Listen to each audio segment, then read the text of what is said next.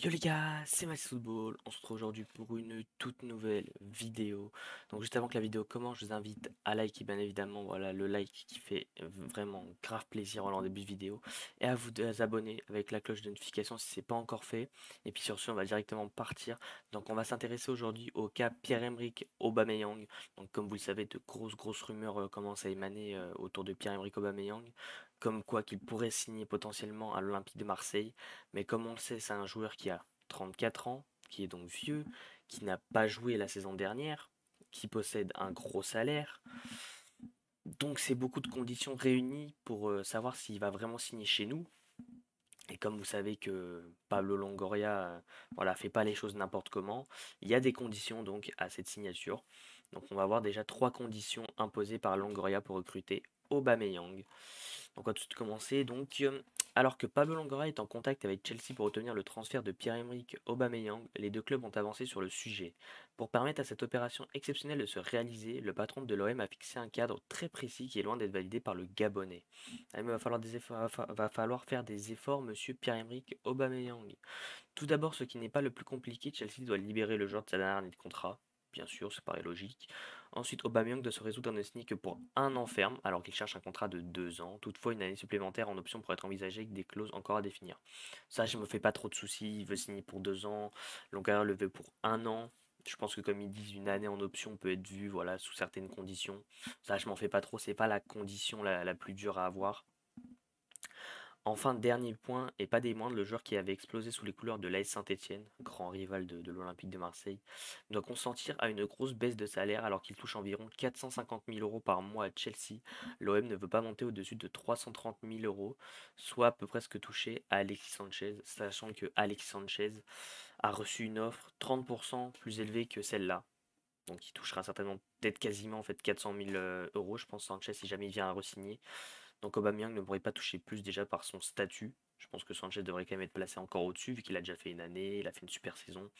Donc je pense qu'il devrait quand même être placé au-dessus, Alexis Sanchez. Et puis même de toute façon, c'est juste pas possible, hein, avec on a déjà des gros salaires, hein. Je pense à Malinowski, je pense à Mbemba, je pense à Verretou. Payet, je suis pas sûr, je crois que Payet, son salaire a baissé progressivement. Mais il y a quand même voilà, 3-4 joueurs qui ont quand même un salaire assez conséquent pour l'Olympique de Marseille. On peut pas se permettre de tout simplement jeter les sous par la fenêtre. Donc on va s'intéresser un peu à Pierre-Emerick Aubameyang, les mecs un peu voilà, sur Transfermarkt. Donc très souvent porteur du numéro 9, âgé de 34 ans, né à Laval, gabonais, ça on le savait, avant-centre qui prend très bien la profondeur. 74 sélections, 30 buts, voilà, quelqu'un de très capé avec son pays, même si voilà, c'est le Gabon. 4 millions d'euros seulement estimés, même si on sait que voilà, faudra certainement mettre plus en termes de salaire, parce que même s'il vient gratuit, le salaire. Mais voilà, en tout cas, très bon joueur.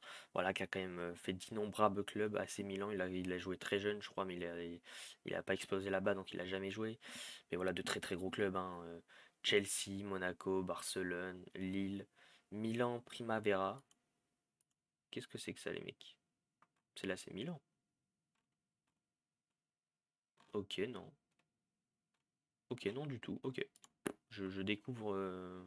Bah, éclairez-moi les mecs si jamais vous pouvez.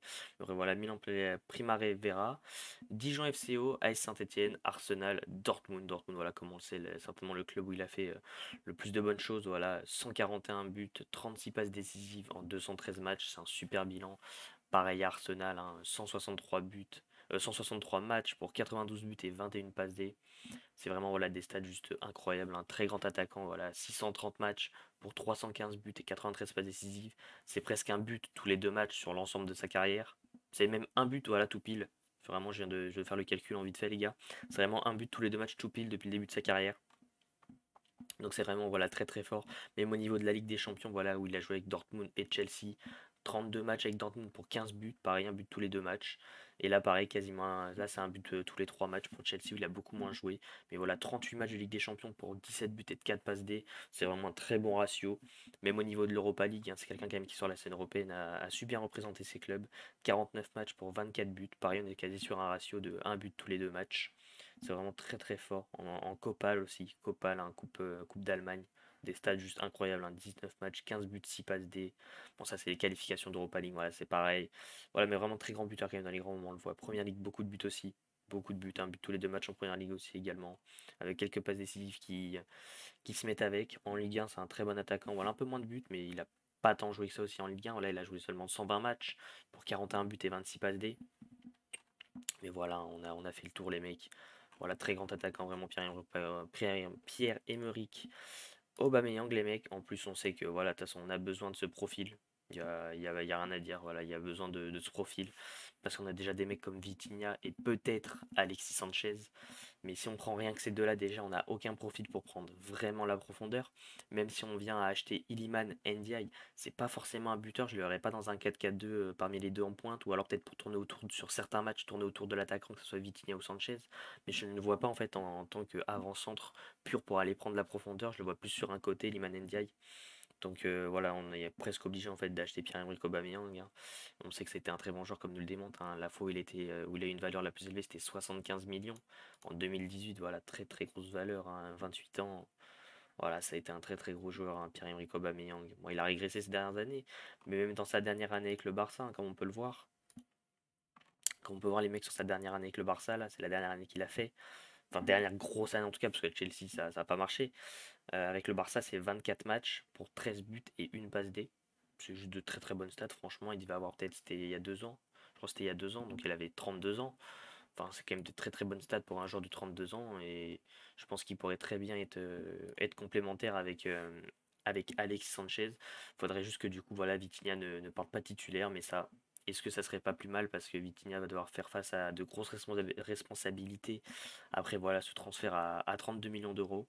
Donc est-ce que ça serait pas plus mal de le faire débuter voilà finalement dans la rotation et d'aller acheter un Alexis Sanchez ou un Pierre-Emerick enfin du coup refaire prolonger un Alexis Sanchez et du coup d'aller acheter un Pierre-Emerick Aubameyang pour peut-être du coup faire rentrer Vitinha dans la rotation pour qu'il se mette plus en confiance sur certains matchs parce qu'on sait que de toute façon Sanchez ça sera pas l'avenir, Pierre-Emerick Aubameyang ça sera pas l'avenir non plus et on sait que Vitinha voilà 22 ou 23 ans je crois c'est plus l'avenir qu'un Sanchez ou un Aubameyang et puis ça touche beaucoup moins voilà d'argent mais voilà, en tout cas, c'est plus ou moins tous les mecs, hein, en espérant si l'arrivée d'Iliman Ndiaye, voilà, qui est parti, normalement, qui va partir en stage avec Sheffield, voilà, donc lui qui pourtant était proche de rejoindre l'Olympique de Marseille, qui devrait voilà s'envoler avec Sheffield pour aller participer au stage d'été, voilà, qui a marqué encore il y a 2 jours avec Sheffield en match de préparation.